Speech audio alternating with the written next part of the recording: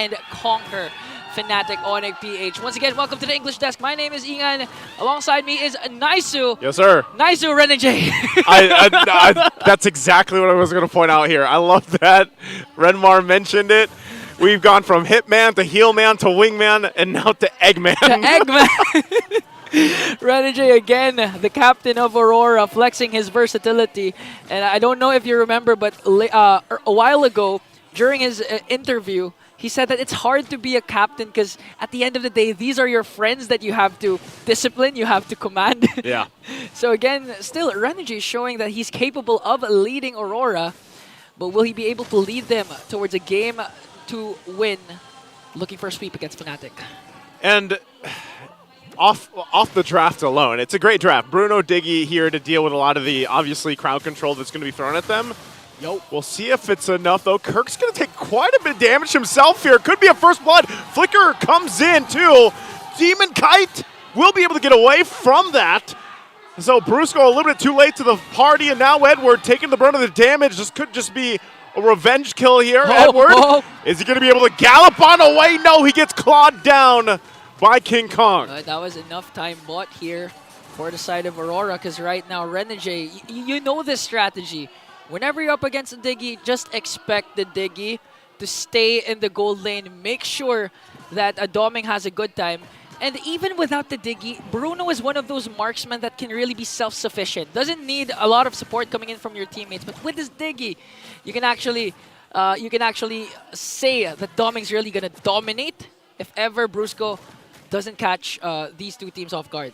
That's the thing, if you recall here, this first turtle is going to be secured easily here for Fnatic Onic, but... So does that mean they're going to win? I don't know. How the last game went, man.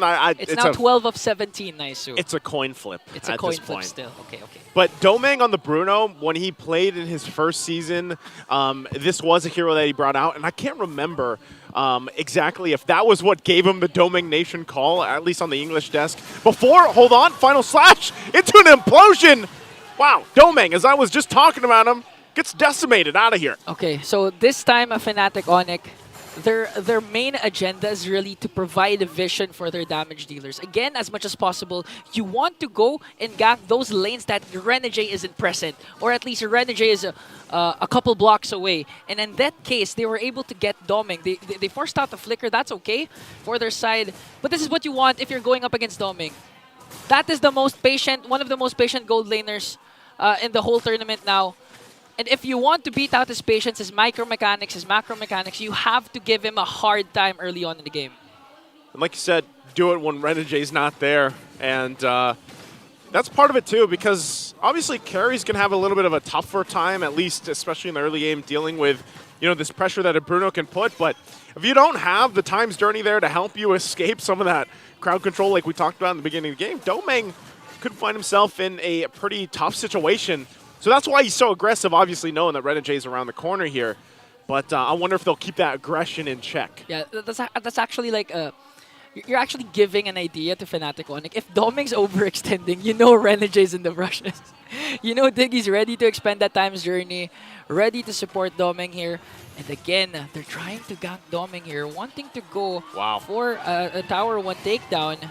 They want to full send this top lane, get as much gold as they can. They do just that. Fnatic Onic now in position to go ahead and start at the turtle. Two Super Prince will stay up the front, trying to get Renegade, won't get it. Pops the Black Shoes, Demon Kite too.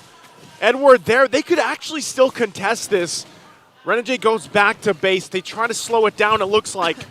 But Fnatic Onic will go ahead and start this turtle up. It's half health here. What do they do? Edward's going to jump in, gets final slashed out. King Kong will get the turtle. And now it's just Edward to the front of the side. He has to try to get out of here. UA even gets out. There's the Time's Journey. And they will just disengage from the fight. Okay, so good sign for Fnatic Onic.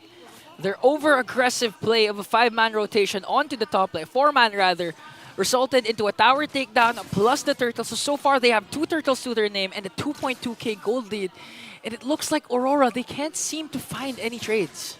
This is a much better early game, I would say. Obviously, this time around for Fnatic Onic, getting kind of this little bit of a lead that they already have. 2,000 gold is no joke, plus the 2 turtles. So if they continue on, let's say they get the 3rd one, then Aurora, it's kind of like, when is our lineup get online? When are we actually able to do some of these team fights in our favor? And that might be the struggle for them, especially the fact that they're going against all this. Look at that, Super Prince for the front side will pop the black shoes, but they force back Aurora off that tier 1 in the bottom lane. And now looking to get tier 1 bottom lane turret here. So far, objectives are controlled by Fnatic Onic, moving as one. You would expect Aurora to group up. Again, they have a Diggy, they have a support type roamer, but in this case, Fnatic's the one grouping up. Oh, look at Kirk. He's waiting patiently for that final slash too, in between the turrets.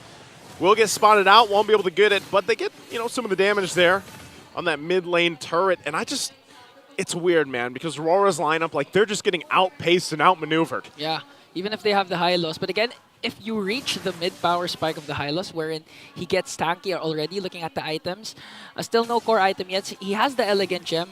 I think he's not going to build the, what do you call the Lollipop, the Clock of Destiny, or gonna resort instead to a Thunderbelt. And once Hylos gets a Thunderbelt, they're good to go. Like, he can go for the backline. There, he picked it up just now. Picked it up. Okay, so it's a good sign for Aurora. He can actually zone out the members, the damage dealers of Fnatic Onic this time. But we'll see how it pans out for Aurora. The only thing that bothers me about that is if we're talking about, like, Thunderbelt for the Hylos, like, he can still, and we saw it earlier on, like, he could still be the front line and then get shredded down eventually, especially when Kelraa locks in those items. And so, when you're thinking about timings here, there's the golden staff now for Kelraa. Aurora's lineup, like, they've struggled in obviously the early portion of the game. They might lose this third turtle too. Still keeping 2 members on the top side. Fnatic Onic will start this turtle up. Yeah, as much as possible, you'd really want to win the early game part of this game, especially for Aurora. But look at the delay. They are causing Demon Kite here. Final slash onto the purple buff, plus securing the turtle. So right now, Demon Kite's really, really having a hard time. It's having a hard time. Oh! Brusco gonna get juked down a little bit. Demon Kite will go in, won't get his purple though. Not able to get the buff, so great distraction from Fnatic Onic. They get the third turtle. They put the pressure on the buff, and they get that too. Okay, go signal here coming in from Edward. Glorious Pathway will be casted, but they're not going to catch anyone from Fnatic Onic as they bring down another turret in the bottom lane. I hate to say it, man, but Aurora, it just looks like they're running out of options here. And it looks like they're just not in sync. There's something happening with this lineup that they brought to the table that's just not clicking with what their original game plan was coming into this game, too. The hard part for Aurora is that they can't expect any aggressive plays coming in from Renegade, because Renegade needs to play passive. He needs to be able to cast that Time's Journey right on time, especially if the implosion is there. So the initiations will mainly come from Edward or even Yue, which so far is hard for them, because even if Edward manages to go for the backline, the damage, as you mentioned, coming in from Kelraa and King Kong is there. Yeah. It's going to get to a point where, like, I always like to say this with the gold laners, and Kelraa's having that. He's having the gold lane experience. Domeng was able to put at least that turret down top side, but Kelraa's just farming out of his mind. King Kong also picking up a Thunderbelt at this point. And that's why they continue to assault these turrets. They'll knock it down a little bit, get about half the health down in the turrets, and then just kind of rotate together. And so far that's unanswered. Yeah, playing like a family at this point. Playing like a family. 5-man rotation after 5-man rotation. Conceal from Brusco. Conceal once again. Can be casted here. He has the flicker in how many seconds? 20 seconds. But I'd like to point out that Fnatic Onic, in the hands of Super Friends, they have the Lilia. So even if Aurora manages to extend the game into the late game, they're gonna have a hard time beating down Fnatic Onic. We've seen this during game number 1 with our game MVP Yue, using the Lilia with a spectacular defense of a lifetime, resorting to a mid lane push for Aurora. Really tough too, because as you were just pointing it out, Super Friends picks up the Ice Queen wand. That's gonna be tough here already. Takes a couple shots from Demon Kite, trying to get the black shoes on, but he's very disciplined. Won't pop it just yet. Brusco also half health. There's the Glorious Pathway. They're going to fight for the Lord here. Demon Kite has the shadow kill, but Super Friends will secure the Lord for them. And now still collapsing down. Kirk's going to be taken out. Super Friends already popped in. Domeng flickers in aggressively and will pick up the kill as 3 are down for Fnatic Onic Philippines, but the Lord already secured for them as well. In that situation, Aurora's happy. They were able to pick off 3 members, evade potential deaths. They lost the Lord, But with the situation, they're easily gonna burst down that Lord. Do you think that was worth it? For me, it was, because instead of just letting go of the Lord for Fnatic Onic, you at least have a chance of not letting your inhibitor turrets be taken down. And with the lead Fnatic Onic established, rest assured, you can really expect Fnatic to burst down at least an inhibitor if that clash didn't happen. At this point, especially after what we saw from Game 1, even with that lead that we saw earlier, anything can happen with these two teams. They're going to deal with the Lord really quickly, so Aurora clearing out the lanes, trying to keep up as many turrets as they can, but still the pressure here in the mid lane. Course pathway going to be dropped down. The final slash to take Edward out of the picture. Doming! Kelraa will be able to pick up a kill, and now the damage is there as they look for more in the mid lane. A double for Kelraa. And they're going to get the tier 2 turret. And now to look for these holy shields on the base turrets. Gold Standard once again flexing against the next standard as he takes him down. Plus the inhibitor turret's going to fall down here for Fnatic Onic. Oh, man. The base is open. Look at Brusco! Brusco jumps in and he just gives the call. Focus on the base turret. We want a game 3. And they'll do just that as Fnatic Onic Philippines takes game 2.